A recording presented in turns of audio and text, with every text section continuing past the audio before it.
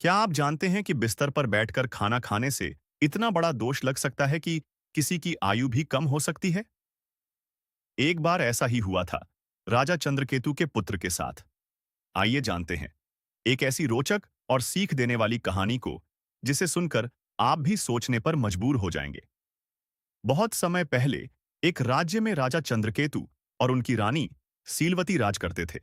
कुछ समय बाद उनके घर एक सुंदर पुत्र का जन्म हुआ। पूरे राज्य में उत्सव मनाया गया।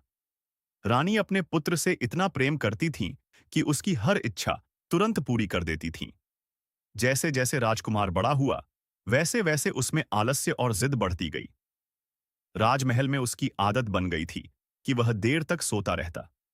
जब उसकी नींद खुलती, तो वह बिना नहाए धोए ही बिस्तर पर बैठकर भोजन मांग लेता। रानी सीलवती भी उसे बहुत प्यार से बिस्तर पर ही खाना खिला देती थीं। महल के सेवक और बुजुर्ग कई बार समझाते, राजकुमार, भोजन हमेशा भोजनशाला में बैठकर करना चाहिए। लेकिन राजकुमार किसी की भी बात नहीं मानता था। वह कभी रसोई या भोजनशाला में नहीं जाता था और हमेशा कहता, मुझे यहीं बिस्तर पर खाना दे दो। धीरे धीरे यह उसकी आदत बन गई। वह अन्न का सम्मान नहीं करता था और बिना नियम के जीवन जीने लगा। कुछ समय बाद अचानक राजकुमार को एक बहुत गंभीर रोग हो गया। राजमहल में वैद्य बुलाए गए, तरह तरह के उपचार किए गए, लेकिन उसकी हालत दिन प्रतिदिन बिगड़ती चली गई। आखिरकार एक दिन राजकुमार की अकाल मृत्यु हो गई। राजा और रानी गहरे शोक में डूब गए। दुखी होकर राजा चंद्रकेतु सत्य जानने के लिए महान ऋषि वशिष्ठ के आश्रम पहुंचे। राजा ने विनम्रता से पूछा, गुरुदेव, मेरे पुत्र की इतनी जल्दी मृत्यु क्यों हो गई? तब गुरु वशिष्ठ ने ध्यान लगाकर कहा, राजन, आपका पुत्र बचपन से ही अन्न का सम्मान नहीं करता था। वह बिना शुद्ध हुए और बिस्तर पर बैठकर भोजन करता था। अन्न देवताओं का प्रसाद होता है। उसका अनादर करना बड़ा दोष माना जाता है।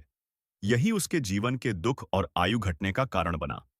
उधर यमलोक में चित्रगुप्त ने यह घटना यमराज से पूछी। तब यमराज ने कहा, मनुष्य को अन्न का हमेशा सम्मान करना चाहिए। भोजन शुद्ध होकर और उचित स्थान पर बैठकर करना चाहिए। जो व्यक्ति बिस्तर पर बैठकर भोजन करता है, वह अन्न का अनादर करता है और उसके जीवन में आलस्य और दोष बढ़ते हैं।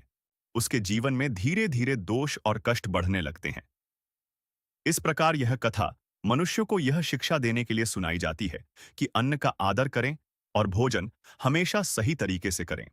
याद रखो चित्रगुप्त, कई बार मनुष्य के अपने ही कर्म और गलत आदतें उसके दुखों का कारण बन जाती हैं। यहां तक कि अकाल मृत्यु के लिए भी कई बार मनुष्य स्वयं ही जिम्मेदार होता है।